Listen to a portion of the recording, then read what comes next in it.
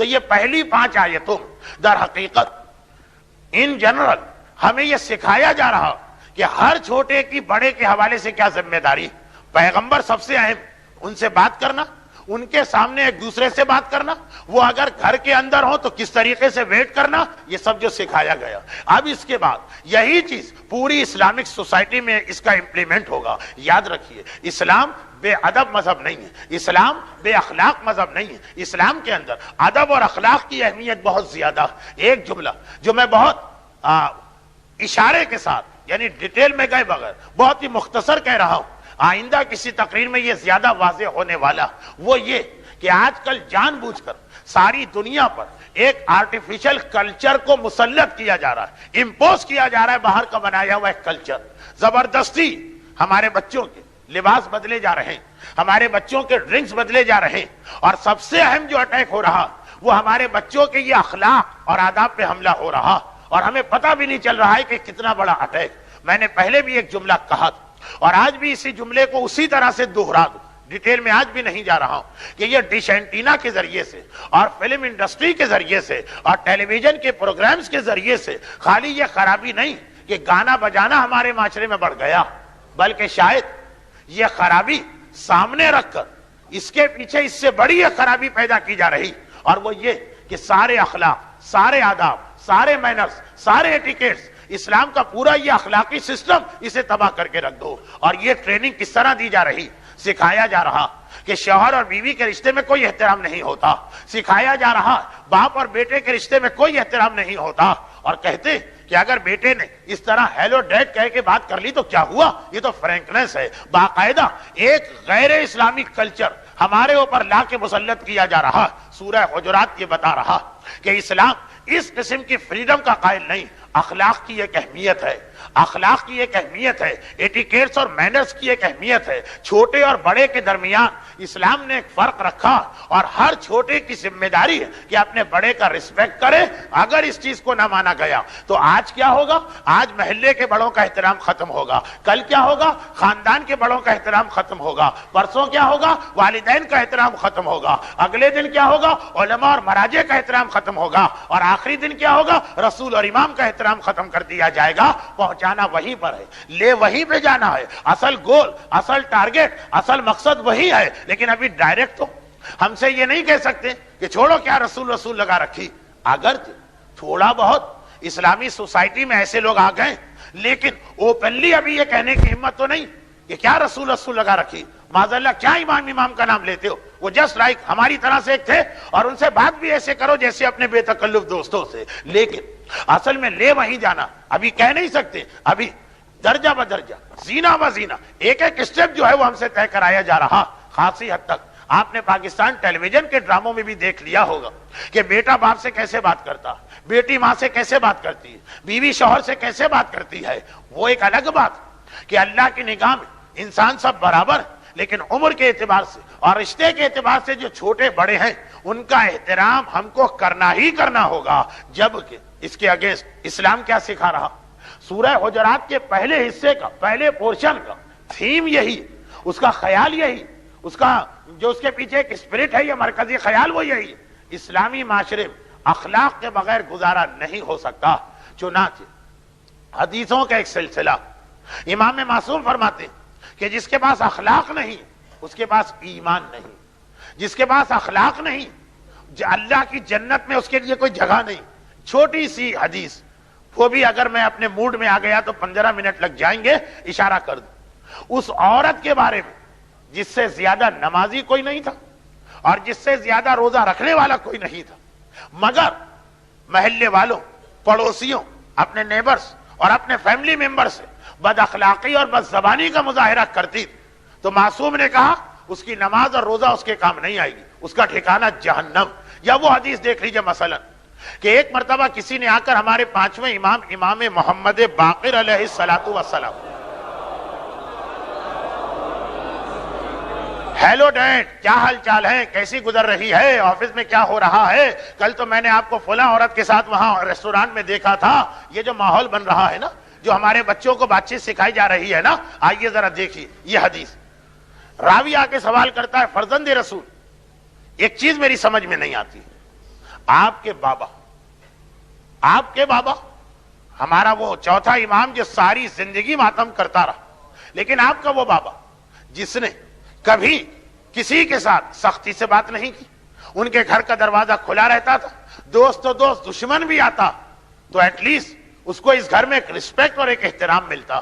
بلکہ اگر آپ ہسٹری میں پڑھ سکیں وہ واقعہ کہ جب حسین ابن نمیر جو یزید کے لشکر کا کمانڈر ان چیف بن کے مکے پر اٹیک کرنے گیا تھا اور خانہ کعبہ پر اٹیک کیا تھا اس نے، لیکن اس سے پہلے کہ پورا خانہ کعبہ ڈیمولش ہو جاتا، خانہ کعبہ کے آدھے حصے کو نقصان پہنچا تھا۔ یہ بھی ہسٹری ہے اور ٹریجڈی ہے ہسٹری کی کہ خانہ کعبہ 2 مرتبہ تو گر چکا اسلام کے بعد، اور حجر اسود 17 سال تک چوری کر کے خانہ کعبہ سے لے جایا جا چکا، اور 10-12 مرتبہ خانہ کعبہ کے حج کو بند کیا جا چکا۔ ایسا بھی اسلامک پیریڈ میں اسلامک ہسٹری میں ایک پیریڈ آیا حج نہیں ہوا، لیکن ٹریجڈی کیا کہ آج تک یہ سارے ظلم جو کعبے پہ ہوئے، نہ یہودی کے ہاتھوں، نہ عیسائی کے ہاتھوں، نہ کسی مشرک کے ہاتھوں، اسلام آنے کے بعد جتنی مرتبہ بھی خانہ کعبہ کا حج بند ہوا، حجر اسود کو چوری کیا گیا، خانہ کعبہ کو جلایا گیا، کعبے کی دیواروں کو ڈیمولش کیا گیا، ہمیشہ یہ مسلمانوں کے ہاتھوں۔ اسی میں سے یہ یزید کا پیریڈ تھا، لیکن اس سے پہلے کہ پورا خانہ کعبہ ڈیمولش، وہاں شام میں یزید واصل جہنم ہوا۔ جب یہ لوگوں کو پتا چلا تو ایک مرتبہ ایک بغاوت ہو گئی اور ابن نمیر کا لشکر اس کے اگینسٹ ہو گئے۔ اور یہ کون ہے؟ علی اکبر کا قاتل، جس نے سینہ علی اکبر میں برچی کا پھل اتارا تھا، اور یہ بھاگا تھا گھبرا کے۔ اور چوتھے امام ایک صحرا میں، نخلستان میں اس زمانے میں ٹھہرے ہوئے تھے، یہ وہاں پہنچ گئے۔ امام نے پورا جو مہمان کی رسپیکٹ کا مسئلہ، اس کے اعتبار سے اسے ٹریٹ کیا اور کہا کہ نارمل حالات میں تم آتے تو کچھ اور بات تھی، آج پناہ کی تلاش میں مہمان بن کے آئے، کھانا بھی دیا، لباس بھی دیا، سواری کا جانور بھی۔ جو امام ایسا ہو، آج یہ راوی ان کے بیٹے سے پوچھ رہا، فرزند رسول، ایک چیز سمجھ میں نہیں آتی، اسی مدینے میں وہ فلاں مومن جو رہتا، وہ جب کبھی آپ کے بابا کے پاس آتا تھا وہ مومن بھی تھا، یہ تو ابن نمیر قاتل علی اکبر لشکر یزید کا کمانڈر ان چیف، وہ تو مومن بھی تھا، جب کبھی آتا سلام کرتا، آپ کا بابا سلام کا جواب تو دے دیتے تھے، اس کے بعد اس طرح منہ پھیر کے بیٹھ جاتے تھے، نہ اس سے بات کرتے، نہ اس کی جانب توجہ کرتے، نہ کبھی اس سے کوئی مزاج پرسی کرتے۔ وہ جب تک بیٹھا رہا چلا گیا تو امام مڑ کے بھی اس کو نہیں دیکھتے۔ ایسا تو امام اپنے دشمنوں کے ساتھ بھی بیہیو نہیں کرتے جیسا اپنے اس مومن کے ساتھ۔ ریزن کیا؟ پانچویں امام نے کہا اس کا ریزن تم نے مجھ سے پوچھا اور بالکل صحیح پوچھا، اس لیے کہ جس مومن کے بارے میں دریافت کر رہے، ایک مرتبہ میں اپنے بابا کے ساتھ مدینے کی ایک گلی یا بازار سے جا رہا تھا، یہ ایسا مجھے لگا کہ میرا بابا جلال میں آ گیا، چہرے کا رنگ سرخ ہو گیا اور جیسے جلال کے عالم میں جسم کانپنے لگتا، میں گھبرا گیا۔ میرا بابا یعنی چوتھا امام تو اتنا صابر ہے، یہ حالت کیوں ہوئی؟ میں نے سامنے دیکھا، تہذیب الاسلام، یہ وہ ترجمہ ہے جو علامہ مجلسی کی کتاب حلیت المتقین کا، یہ روایت اس میں بھی، ورنہ اصل میں تو بہار میں ہے، مگر بہار کا ریفرنس دوں تو آپ چیک کیسے کریں گے؟ میں نے اردو کتاب کا ریفرنس دیا۔ فرماتے ہیں کہ میں گھبرا گیا کہ میرے بابا کی حالت کیوں ہے، تو میں نے دیکھا میرے بابا سامنے ایک نوجوان کو دیکھ رہے ہیں جو اپنے بوڑھے باپ کے ساتھ چل رہا، مگر وہ جوان ہے، اس میں جوش جوانی، اس میں طاقت، بوڑھے باپ کا ہاتھ پکڑ کے گھسیٹ کے لے جا رہا، یہ خیال بھی نہیں کرتا کہ باپ کمزور، یہ خیال بھی نہیں کرتا باپ ایجڈ، یہ خیال بھی نہیں کرتا کہ باپ اتنی تیزی سے نہیں چل سکتا جتنی تیزی سے تم چل رہے ہو۔ ایک مرتبہ میرے بابا نے مجھے ایڈریس کیا اور کہا کہ یا بنیا، اے میرے بیٹے، تو نے دیکھا یہ کتنا گستاخ و بے ادب بیٹا، جسے یہ بھی نہیں پتا کہ باپ کے ساتھ کس طرح چلا جاتا، باپ کی کمزوری کا کس طرح سے خیال کیا جاتا، باپ کے بڑھاپے میں اس کو کس طرح باپ کی مدد کرنا، جو اپنے باپ کا اتنا گستاخ و نافرمان، جو اپنے باپ کی طرف اتنی کم اٹینشن دے رہا، اس کا مجھ سے کیا تعلق؟ اور اے سوال کرنے والے، یہ وہی نوجوان ہے کہ اس کے بعد جب کبھی میرے بابا کے پاس آیا، سلام کا جواب تو ملا وہ واجب، اس کے علاوہ میرے بابا نے کبھی اس کی جانب توجہ نہ دی۔ اسلام احترام والدین میں ہمیں یہ بھی سکھاتا کہ اپنے اور ان کے درمیان فرق کا خیال کرنا. تم جوان ہو، وہ بوڑھے ہیں، تم صحت مند ہو، وہ بیمار ہیں، تم اس وقت پیسے میں کھیل رہے ہو، ان کا زمانہ چلا گیا. تم اب ان کے ساتھ بیہیو کرنے میں یہ خیال کرنا کہ ایسا نہ ہو کہ تمہیں پتہ بھی نہ چلے. دیکھیے جو قرآن کی آیت ہے نبی کے بارے میں، یہ حدیث ہے امام والدین کے بارے میں. قرآن نے کہا تمہیں پتہ بھی نہ چلے تحبط اعمالکم وانتم لا تشعرون، تمہارے سارے اعمال ضائع ہو جائیں اور تمہیں پتہ بھی نہ چلے. تم توجہ بھی نہ دو کہ تم نے رسول کی شان میں کیا گستاخی کی ہے. والدین کی شان میں گستاخی کرنے والا، والدین کا احترام اور والدین کا خیال نہ رکھنے والا، اسلام ایک ماحول دے رہا ہے. ہیلو ڈیڈ والا نہیں، ہیلو موم والا نہیں. اسلام ایک احترام سکھا رہا، اور یہ احترام کا سلسلہ ون وے نہیں. ایسا نہیں کہ خالی چھوٹوں کو بڑوں کا احترام کرنا، پھر اس کے بعد برعکس بھی ہوتا. اور وہ کیسا ہوتا؟ یقیناً ایک مومن اور ایک مومنہ کا رتبہ برابر، لیکن جب یہ ماں اور بیٹے کے رشتے میں آ جاتے ہیں تو ماں کا رتبہ بلند ہو گیا، بیٹے کا رتبہ کم ہو گیا. اور جب یہ شوہر اور بیوی کے رشتے میں آ جاتے ہیں تو شوہر کا رتبہ بیوی سے ایک درجہ بلند. یہ بات نہیں کہ اسلام نے عورت کو انفیریئر کیا اور مرد کو سپیریئر کیا، نہیں، یہ رشتے بدلنے سے ہے. وہی عورت بیوی بن کر ایک درجہ شوہر کے بعد، اور وہی عورت ماں بن کر اپنی اولاد سے زیادہ سپیریئر.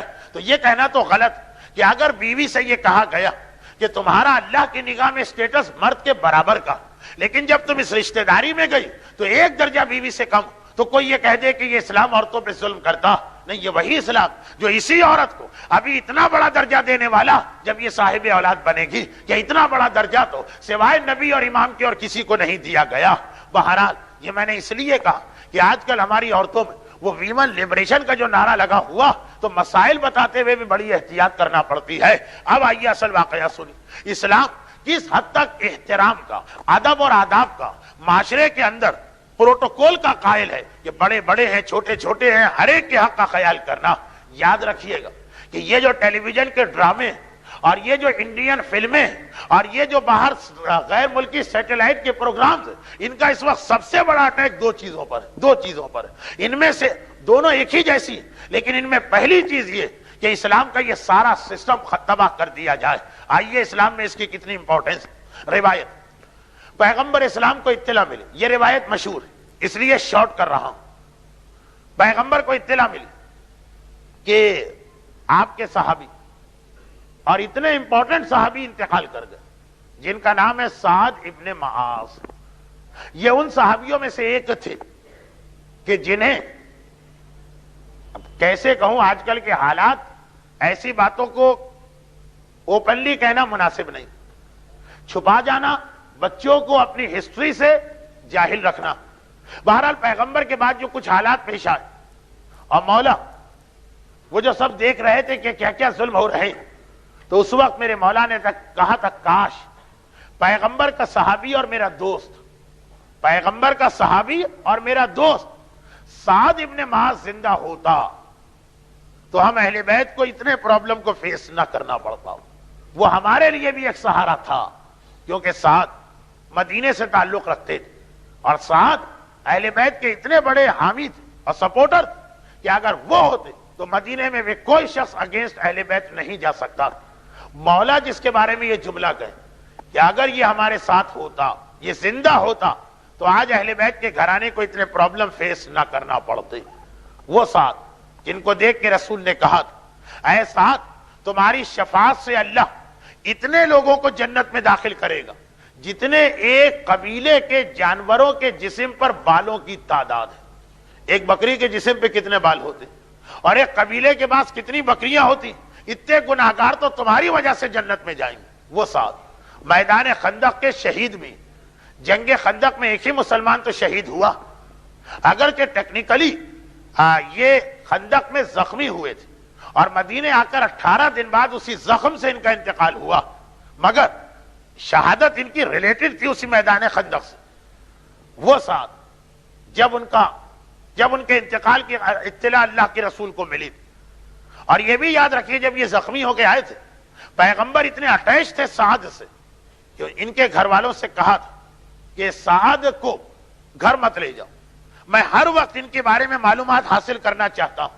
ان کے لیے اسپیشل ایک ٹینٹ مسجد النبوی کے صحن میں لگایا گیا تھا، جہاں پر رفیدہ نامی ایک عورت جو اسلام کی پہلی نرس ہے، ان کو بھیجا گیا کہ سعد کی ڈریسنگ کریں اور زخم کو دیکھتی رہے، حجاب اسلامی کے اندر۔ اطلاع ملی کہ انتقال ہو گیا، پیغمبر روتے ہوئے اپنے حجرے سے باہر آئے، سعد کو غسل دیا جا رہا تھا، پیغمبر نے غسل میں حصہ لیا، سعد کو کفن پہنایا جا رہا تھا، پیغمبر نے اپنے ہاتھ سے کفن پہنایا، سعد کی نماز جنازہ کے لیے میت لا کے رکھی گئی، پیغمبر نے نیت کے بعد اللہ اکبر کہا، رک گئے، اللہ اکبر ریپیٹ کیا، پھر رک گئے، اللہ اکبر ریپیٹ کیا، 70 ٹائمز اللہ اکبر کہتے رہے، پھر نماز جنازہ شروع کی، اور پھر جب جنازہ اٹھا تو پیغمبر نے پہلی مرتبہ اسلام میں یہ طریقہ اختیار کیا جو اس کے بعد آج تک فقہ اسلامی کا مستحب بن گیا۔ وہ کیا؟ پہلے لوگ میت کو کندھا دے کے قبرستان لے جاتے تھے، یہ فرسٹ ٹائم تھا کہ پیغمبر چاروں طرف سے کندھا دے رہے ہیں، کبھی آگے جاتے ہیں، کبھی پیچھے آتے ہیں، کبھی رائٹ سائڈ پہ جاتے ہیں جنازے کی، کبھی لیفٹ سائڈ پر۔ اس سے پہلے چار طرف سے کندھا دینے کا کنسپٹ نہیں تھا، یہاں تک کہ قبرستان آ گیا۔ کون سا قبرستان؟ جنت البقیع کا۔ جنت البقیع کے قبرستان میں آج بھی ان کی قبر موجود۔ وہ جو بقیع کے قبرستان کے اینڈ میں ایک قسم کا ایک کمرہ بنا تھا جس میں کہا جاتا تھا فاطمہ بنت اسد کی قبر ہے، اسی میں سعد ابن معاذ کی قبر تھی میں نے اس لیے کہا کہ اب وہ کمرہ توڑ دیا گیا ہے، اب یہ قبر سامنے آ گئی، پہلے وہ چھپی ہوئی تھی۔ جو لوگ حج اور عمرہ کرتے رہتے ہیں وہ میری بات سمجھ گئے۔ خیر، پیغمبر سعد ابن معاذ کی میت اتارنے میں خود حصہ لے رہے ہیں اور قبر میں میت اتار رہے ہیں، اور جب میت اتار کے واپس چلے تو کسی نے کہا اللہ کے رسول آج آپ نے سعد کی نماز جنازہ میں 70 اللہ اکبر کیوں کہے تھے؟ کہا اس لیے کہ جیسے ہی میں نے نیت کی، اللہ نے ملائکہ کو حکم دیا جو آسمانوں پر تھے کہ اپنے یہ نماز وغیرہ بند کرو اور جا کے سعد کے جنازے میں شرکت کرو۔ 1,000 فرشتے آ رہے تھے گروپ بنا کر، پہلا گروپ آیا میں نے اللہ اکبر کہا، دوسرا گروپ آیا میں نے ریپیٹ کیا، تیسرا 70,000 ملائکہ ہزار کا گروپ بنا کے آتے رہے۔ کسی نے کہا اللہ کے رسول آپ نے جنازے کو چاروں طرف سے کندھا کیوں دیا؟ کہا اس لیے کہ اس جنازے کو جبرائیل اور میکائیل کندھا دے رہے تھے، وہ دونوں آگے کندھا دیتے میں پیچھے آ جاتا، وہ دونوں پیچھے آتے تو میں آگے چلا جاتا، وہ دونوں رائٹ سائڈ پر آتے میں لیفٹ پہ جاتا، وہ دونوں لیفٹ پر آتے میں رائٹ پر جاتا۔ اللہ، اتنا بڑا اسٹیٹس سعد ابن معاذ کا، جتنے لوگ بھی نماز جنازہ میں آئے ہیں سب رش کر رہے کہ اتنی دیر میں قبرستان کا گیٹ آ گیا۔ جیسے ہی گیٹ سے باہر نکلے ایک دم پیغمبر نے پہلے تو اس طرح مڑ کے دیکھا جیسے آپ کہیں جا رہے ہیں اور کوئی پیچھے سے آپ کو کال کرے، اور پھر پیغمبر کی آنکھوں میں آنسو آ گئے۔ لوگوں نے گھبرا کے کہا اللہ کے رسول یہ کیا ہوا؟ پیغمبر نے کہا جیسے ہی میں گیٹ سے باہر نکلا، ابھی تک تو رسول قبرستان میں ہے، رحمت آ رہی، جیسے ہی میں باہر نکلا سعد ابن معاذ نے مجھے پکارا، مجھے آواز دی، اور میں نے اپنے صحابی کی آواز پہ مڑ کے دیکھا تو ایک ایسا منظر دیکھا کہ میں رو دیا اور میری آنکھوں میں آنسو آ گئے۔ اے اللہ کے رسول آپ نے کیا دیکھا؟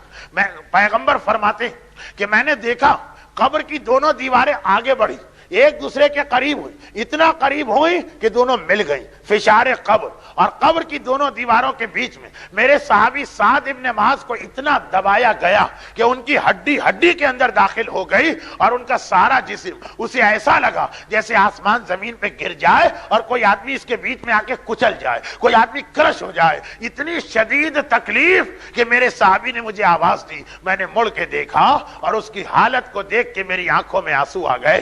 مجمع اپنے کانوں پہ یقین نہیں کر رہا، یہ ہم نے کیا سنا؟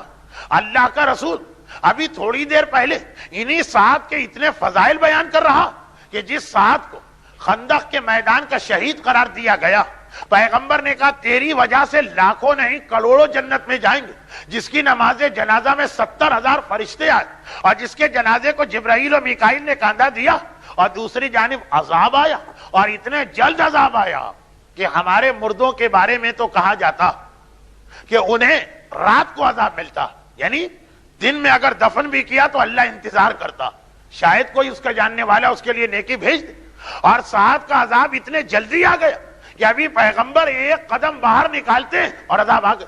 یعنی ایسا لگ رہا کہ اگر رسول نہ ہوتے تو شاید قبر میں دفن ہوتے ہی عذاب آ جاتا۔ اے اللہ کے رسول وائے، اس کا ریزن کیا؟ اتنے بڑے صحابی کو کیوں عذاب ملا؟ دیکھیں یہ نمازی بھی ہیں، روزے دار بھی ہیں، پرہیزگار بھی ہیں اور اتنے محب اہل بیت ہیں کہ علی نے بعد میں ان کو یاد کیا کاش یہ ہمارا ساتھ دینے کو زندہ ہوتے. آخر غلطی کیا ہے؟ کہا انہو فی الخلق ما اہلہ السوء. ساری اچھائیاں ایک طرف جس کا اجر ان کو قیامت میں ملے گا، مگر ایک گناہ ان کا ایسا کہ جس کی وجہ سے اللہ ایسے صحابی کو بھی معاف نہیں کرتا، اور وہ یہ کہ یہ اپنی بیوی کے ساتھ بڑے بد اخلاق تھے، بیوی کے ساتھ بڑی سختی سے بات چیت کیا کرتے تھے، بیوی کے ساتھ ہر وقت ان کا لہجہ، ان کا انداز بڑا سخت اور خشن ہوتا تھا. بیوی اسلام کے اعتبار سے شوہر اور بیوی برابر ہے، لیکن ایک درجہ شوہر کا بلند، یعنی اس کو عمر ہی میں چھوٹا مان لے، چلے اسٹیٹس میں نہ صحیح، عمر ہی میں چھوٹا مان لے. بھئی اس مجمع کی میجورٹی کی وائفز عمر میں ان سے چھوٹی ہی ہوں گی، دو چار کی بات نہ کریں، وہ کوئی حرام نہیں ہے، لیکن میں اس اعتبار سے کہتا ہوں. آپ پیغمبر کہہ رہے ہیں کہ بڑا بھی اگر چھوٹے کے ساتھ وہ جو مینرز ہیں، وہ جو ایٹیکیٹس ہیں، وہ جو اخلاق ہے اسلام کے، اس کا خیال نہ رکھے تو وہ سعد جیسا عظیم صحابی ہو وہ بھی نہیں بخشا جائے گا. تو اگر چھوٹے بڑوں کے ساتھ بدتمیزی کرے، چھوٹے اگر بڑوں کے ساتھ گستاخی کرے، اگر بیٹے اور باپ کی توہین کرے، اور بیویاں اور شوہروں سے منہ در منہ گفتگو کرے لڑائی جھگڑے والی، تو جب پیغمبر سعد جیسے صحابی کا واقعہ بتا رہے اور آج سارا ماحول ایسا بنایا جا رہا کہ ہمارے بچوں کو گستاخ بنایا جائے، ہماری عورتوں کو گستاخ بنایا جائے، ہمارے مردوں کو علماء کے بارے میں گستاخ بنایا جائے، بس یاد رکھیے سورہ حجرات کا یہ میسج، اسلام میں آداب، اسلام میں اخلاق، اسلام میں بات کرنے کا طریقہ، یہاں تک روایت آ گئی کہ مومن سے مسکرا کے بات کرنا بھی ایک صدقہ. صدقہ کسے کہتے ہیں؟ جو 70 بلاؤں کو ٹالتا، اور اگر صبح کو صدقہ دے تو شام تک کی بلائیں ٹلیں گی، اور شام کو صدقہ دے تو اگلی صبح تک کی بلائیں ٹلیں گی. کہا مومن سے مسکرا کے بات کرنا یہ بھی ایک صدقہ ہے. یہ اسلام کا ماحول اور وہ کلچر، وہ دوسری طرف وہ کلچر جو زبردستی ہم پر امپوز کیا جا رہا، اور جس میں خالی ٹیلی ویژن نہیں، ہمارے آج کل کے نئے اسکول اور کالج میں ہمارا نیا جو وے آف ایجوکیشن